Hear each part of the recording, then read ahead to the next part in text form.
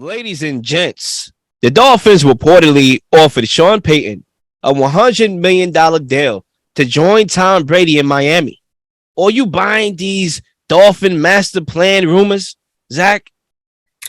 It's crazy, guys, because one thing we know about the NFL offseason is there's so much time and so much time that you're normally gonna, when it comes to like a quarterback and especially a guy with a big name that's involved in some of these rumors, you usually speak about it so much that you get tired of it. Like Aaron Rodgers last year, Kyler Murray when his name was in the news. Anytime a franchise quarterback is going on with some crazy story like this, it gets spoken about a lot. But I think Tom Brady's offseason as a whole is something that really needs to be addressed more, because there have now been just a lot of crazy things that have gone on since this guy retired. We thought, and then the news breaks, and then right away they ask his dad, and he's like, "No, like Tom Brady's not retiring." And then he comes back, retires a few days later, then unretires. And then we get the news of Bruce Arians that he's no longer going to be coaching Tampa Bay, which seemed like a surprise to a lot of people. And I go back to that.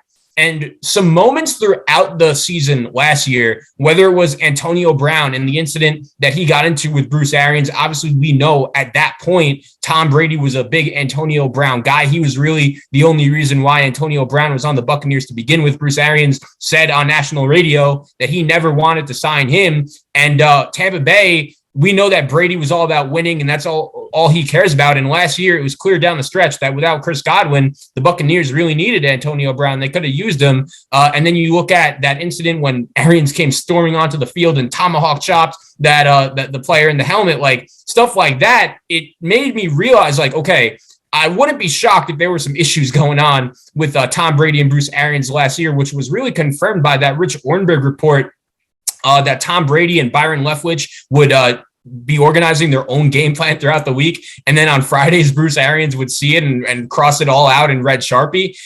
There were a lot of stories coming out like that that made me a little, questioned by everything going on in Tampa Bay last year. And then the other day at Brady's press conference, he's asked directly about this.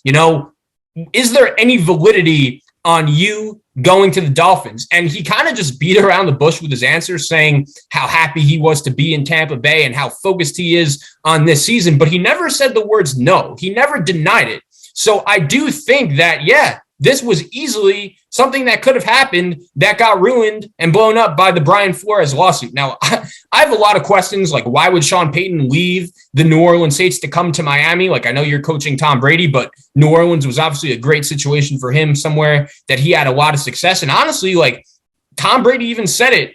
He's had a great 2 years in Tampa Bay. I'm a little bit confused as to why he is so eager to leave Tampa Bay, because I would be pretty surprised next year, based on everything that happened, that he's going to be in a Buccaneers uniform. And now he's got his coach in Todd Bowles as well. So just a lot of moving parts here. And man, I do believe this could have happened.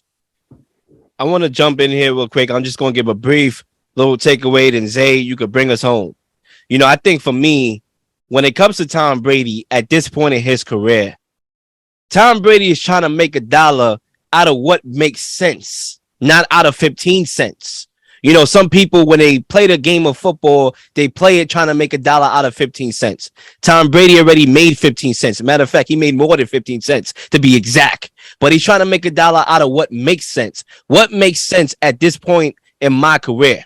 I accomplished everything I needed to. In my tenure in the NFL, I won more championships that people can't even count. Okay, I won more championships that can fill all my fingers on one hand and start to fill on the other. Now, what drives me? What motivates me going forward? And I think when you talk about all the endless opportunities that there is for a guy like Tom Brady at this part of his career that's about to end on the football field, I think that's something that intrigued him. Having minority or part ownership of the Dolphins and potentially playing quarterback, and knowing, all right, you got ownership of this team, and just trying to make $1 out of what makes sense for Tom Brady. And I think that's where Tom Brady is at. He knows that his years of football are behind him. Okay, he accomplished everything. This is probably going to be his farewell tour. Let's call it what it is. You see, one of the biggest stories right now is that this Yeah, we could talk about Watson. We could talk about Baker. We could talk about Jimmy. We could talk about Daniel Jones. We could talk about Giants, all the teams, all these storylines out here about quarterbacks. But let's call what this year is. It's a farewell tour for the greatest of all time, Tom Brady. And I think having that little couple weeks to be retired, now he's better equipped. And now he's trying to say, all right, what makes sense? What dollar makes sense to me? And obviously, we all know what happened with Fox, him striking that historical deal where he's going to be still involved in the game. Tom Brady with the Dolphins was all about what makes sense. What dollar makes sense. And I think at that time it made sense to him. I am buying stock into that, master plan that the Dolphins had and Tom Brady's interest in that master plan.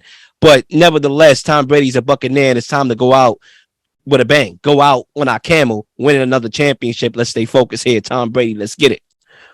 Yeah, I think, there was a lot of validity to this report, and I think it would have really happened, especially, I think, Lil, you hit it on the nail about what drives Tom Brady. Ownership would be one thing, but then to play Foxborough twice a season would definitely be something enticing as heck. I think at the particular moment when all of this was coming into play, I think that's something he would have loved to do. He would have loved to play against Bill Belichick and Mac Jones in Foxborough. He would have absolutely loved it because he likes that kind of competition. That guy's a competitive guy. So if you could go back home, trash talk him, he could go from the most beloved guy in New England to the hazy quick, just because of how competitive he gets on the field.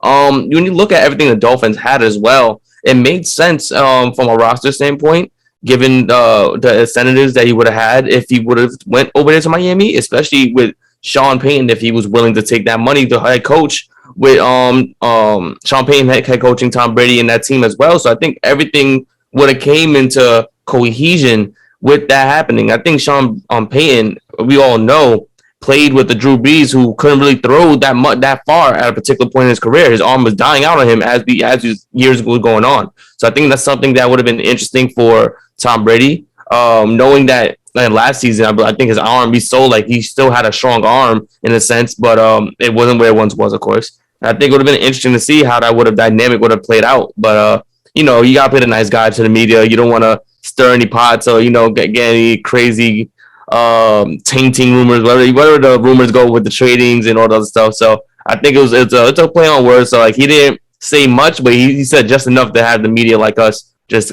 seeing how this could have played out. Yeah, what I believe in sports when it comes to these things, when there's smoke, there's fire. It's very rare that these reporters are just making these things up. And man, if this would have happened, wow, the NFL would be a different place. And it's just crazy that Brian Flores' lawsuit apparently just ruined the whole thing, because Stephen Ross, one thing we know about him, he's never afraid to make the big move as the owner. And the Dolphins, I just feel like at any time I see their name in the headlines, there's just something crazy going on with their franchise.